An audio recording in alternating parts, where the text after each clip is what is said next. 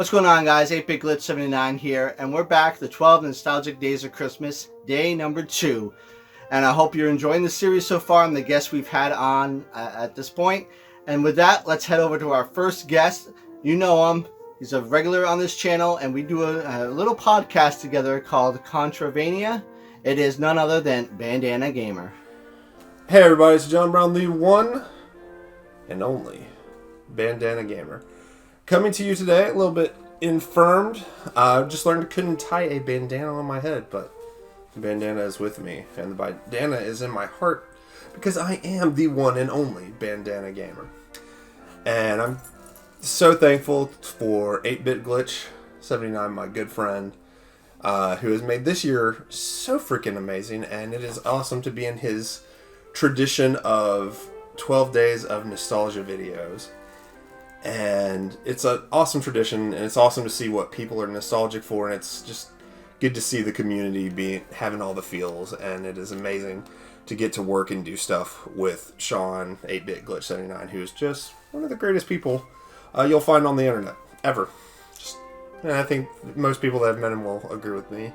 I know Nintendo 25 would definitely agree with me. But let's get down to some nostalgia. And what kicks up the feels for me for nostalgia?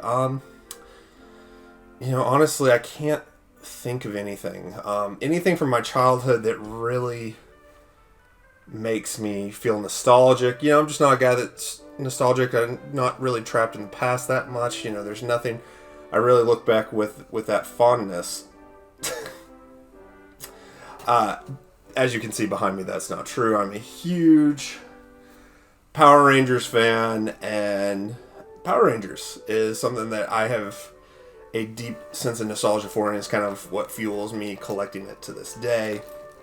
I got back into Power Rangers, I guess, about 6 or 7 years ago, because it was at a used bookstore, and they had the, Thunder Megazord set with Tor the Carrier Zord and the Dragon Zord. Or no, not the Dragon Zord, the Tiger Zord. Good Lord, Jonathan, get in the game. I'm hurt. What are you going to do? For a really good price. And I was like, I always wanted those as a kid. And I remember playing with a friend who had them. And so I made that purchase. And they, then kind of snowballed into eventually a much larger collection. And of course, I have a few up there that are from my childhood. But yeah, especially in this last year, my Power Rangers collecting has grown, and I've had a more intense love, and I think that's basically, as crazy as the world has been in 2020 and 2021, it's nice to have this kind of security blanket. Power Rangers is a fairly uncomplicated thing. You know who the good guys are, you know who the bad guys are, and at the end of the day, good triumphs over evil. There's been a lot of fun stories. I've gone through series that I didn't see, such as Dino Thunder and RPM, which I have to recommend. If anyone out there is looking to get into Power Rangers, RPM is an awesome one to check out. It's post-apocalyptic, but I will always remember 1993, going to my friend Kelsey's house, and us turning on the TV and watching it. Like, we'd seen the commercials, we knew it was coming, and we had been so excited for the premiere. And we watched it, and it was instantly, we fell in love with it. We then met up with our friend Patrick, and he had instantly fallen in love with it, and it just became a thing we all really got into. Of course, as we all got older, we all went and got into different interests, but I've kind of come back to it. And I even love the newer stuff. This is my great Dino Fury shirt, which is the most recent season. But another level that's hit me this year, specifically in 2021, my wife and I have been very blessed to be fostering these two amazing young boys, and one of them is about 4 years old, and I started watching it with him, and watching the old episodes, the Mighty Morphin stuff, and he fell in love with it, and every day he comes home from school or preschool and asks if we can watch Power Tatos, and he'll get excited to watch, say, Go Power Tatos, and he's starting to sing the song, and I, of course, have a few toys he's picked up on, and let him play with the Dragon Dagger the other day because Green Ranger has now become his favorite, as for so many people. But it's been an amazing experience to have this little one with me and to be on this journey that I was on as a kid and watch him falling in love with it as well. And so, yeah, Power Rangers hits me in the nostalgia, feels. And it's my biggest one. It's just something I love to this day. I love going to the conventions and meeting the Power Rangers. I'm starting to collect autographs. I've got a couple autographs on my Lightning collection. I've got these posters that I'm working on getting all the autographs for. And I just, like I said, it takes me to this good place where you know who the good guys are, you know who the bad guys are, and good triumphs over evil. And it's just a fun thing to even revisit as an adult, just to have that fun sci-fi ninja experience. So that's my big nostalgia thing, is Power Rangers. So once again, thank you to 8-Bit Glitch 79 for letting me come on and talk about something I love deeply. And I hope you're all having happy holidays and good times wherever you are. Peace and love, and I will catch y'all in the next one, my friends. Bye. No surprise, John, that you would pick Power Rangers to be your most nostalgic thing. I have to say, though, when that show was on, I was probably a little too old. Well, not necessarily too old, but I was at an age where I don't think I was really interested in anything like that. But I definitely see the appeal of it. And it's something I should maybe try to dabble in a little bit now that I'm older and see what I missed out on. But with that, we got to move on to our next guest. He's a newcomer, somebody I just found their channel recently and started chatting with a little bit in the comment section, and reached out and said if you'd be interested in doing this, and he was very interested, and he actually reached out to me to do something on his channel, Christmas related, and I did. So if you want to go check that out, he's doing like 24 Days of Christmas, where he picks games. We all pick games, and then he unboxes them randomly and plays a little bit of each game that we picked for him. And he does a little bit of gameplay and talk about it. So head over to his channel to check out that series. It's been running since the 1st of December. You can catch up on all those. But this is Casual Gamer. Hey guys, Casual Gamer 84. Thank you for tuning in to 8-Bit Glitch 79's holiday special. Actually, I reached out to him to be part of my holiday special, and I'm very thankful to 8-Bit Glitch that he said, hey, would you want to be in my holiday special? And I said, absolutely, and I'm honored to do so. So he asked me to talk about something that I'm nostalgic for. And he said it didn't have to necessarily be Christmas related or holiday related, or whatever holiday you're all celebrating this year. And the more I thought about it, I could have done a game, I could have done a movie, I could have done an album or something like that. And I got to thinking, what am I really, really nostalgic about? So something that I did, I want to make sure that I quote this right. I really got to thinking of what nostalgia and what being nostalgic means to me. So then I wanted to think, what does it mean to everyone else? So I did look up, the definition of nostalgic. It is someone who longs for a pastime or condition. So given the Merriam-Webster's dictionary version, someone that longs for a pastime or tradition, something that is very nostalgic to me is toy stores. We don't really have those anymore at all. I heard here a while back that Toys R Us is making a comeback. But you can go to Walmart and buy toys, or really any department store or big box store and buy toys, but there's no toy stores. And I know something that was really nostalgic, that is really nostalgic for me, that I enjoyed a whole lot as a kid, was around the holidays going to these toy stores, or getting money for Christmas, and then my mom taking me to these toy stores to pick something up. Whether it be Children's Palace, and I'll kind of find a picture and put up here of these stores. KB Toy Stores, everyone knows about that, obviously. I don't have as many memories with Children's Palace as I do KB's and Toys R Us. I'll get to Toys R Us in a minute. KB Toy Stores, their whole thing was put them in malls, and we get people with foot traffic to come by and draw them in. So we had to go, probably an hour drive from where I grew up. So the car ride with family, with my mom up there to Florence, Kentucky was where we went to. It was the closest to where we were, and again it was about an hour drive. So we go to the mall or whatever.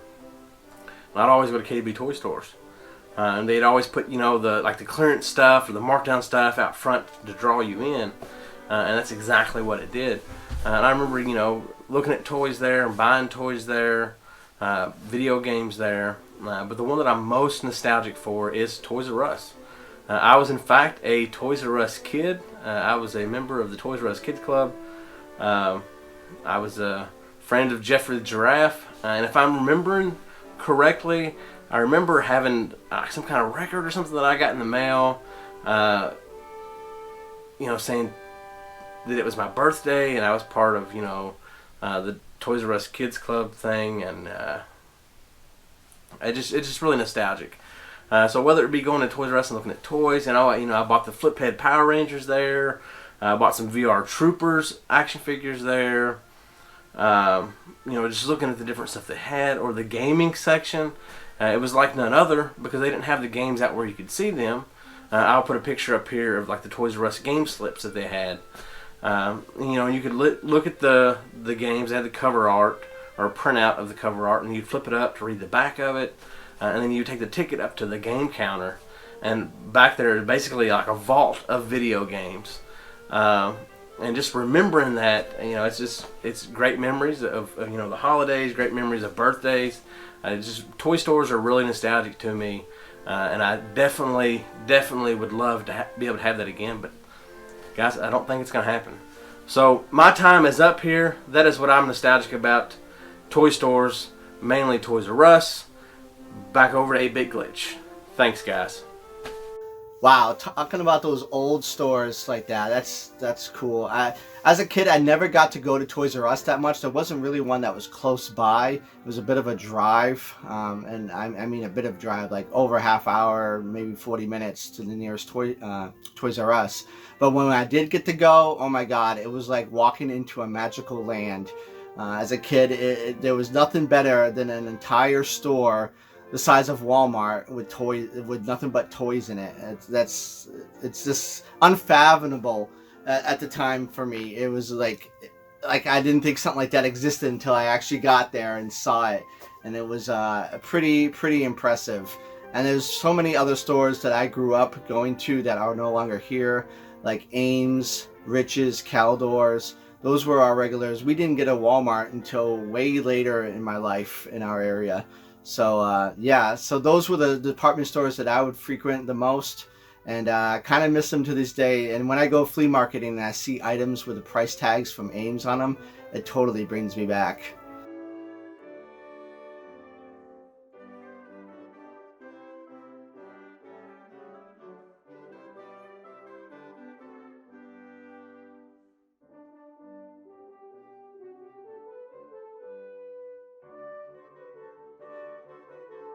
But with that, guys, it's time for me to talk about my pick. Okay, guys, as you can probably see by the t-shirt, kind of gives it away. Today, I'm talking Teenage Mutant Ninja Turtles. And what I'm talking about specifically, for the most part, is the first movie. Now, when this movie came out, and I heard about it as a kid, I was over the moon. I couldn't believe that they were making this. I couldn't wait to see it. I was like counting down the days till it was coming out. And I didn't get to go to theaters that often as a kid. It was pretty special occasions. But this was one I definitely ended up going to, and I begged to go to. And I remember bringing some of my figures with me to the theater to watch it with me. Just like I did with Masters of the Universe. But I was not disappointed. I thought they did a fantastic job with this, and I still love this to this day. I love the fact that it's the practical effects, the practical costumes by Jim Henson. Kind of gives it a little bit more of a realism about it. I mean, like the new ones with Michael Bay, the Michael Bay Turtles as they call them, they're fun for what they are, and I enjoy those. I think they're very entertaining and very fun. But I mean, it's like this feels more real for some reason to me, and maybe it's because I grew up with it. I don't know, but I definitely love this movie a lot. The second one as well, I think it's fantastic. The third one, yeah, we all know the train kind of fell off the rails there. But the first two are definitely super nostalgic to me, and it reminds me of those few times I got to go to the theater. So every time I watch this, it just reminds me of being a kid, and going to the movies was like something like, it was like going to Disney for me, because I didn't get to go as much, and so it was very special moments. Now as I got older, I would go like every weekend to the movies, once I was making my own money and doing my own car, things like that. Movie going wasn't as special anymore. But when I watched Masters of the Universe, watch any of those movies that I went and actually saw in the theaters as a kid, it totally brings back that feeling of the movie theater being something of a special event, something that you really looked forward to and were excited about. You wait all week, I can't wait to go to the movies and stuff. And what's funny is, with this whole past couple years that we've gone through here, I hadn't gone to the theaters in a while. I haven't gone in a long time, and I just recently went for the first time twice, and wow, you know what? It kind of bring that feeling back, because I had not gone in so long that I kind of missed it. And when I got in there, I felt kind of giddy in a sense. It was an exciting moment. It was something special. So in a way, this pandemic, I kind of thank it for giving me that that feeling again, in a sense. So do yourself a favor and support your cinemas, your theaters. There is nothing better than seeing a movie on the big screen, in that, and even with people. When you're watching at home, you're with your family, that's great and stuff. But to be around some other people who are watching the movie and experiencing with it, you hear the laughs, you hear the claps, the cheers, whatever is going on in the movie. It just kind of brings that immersion into it. So definitely be able to go out and support your cinemas now that they're really opening back up and things. I think it's something I don't want to lose. We've lost so much over the years with time and advancements and technology and stuff, that I feel like the theaters are kind of one of those last remaining things of the past, and it would really be sad if we were to lose those. So definitely support those guys. And with that, I'll see you tomorrow in the next episode. I'm glitching out.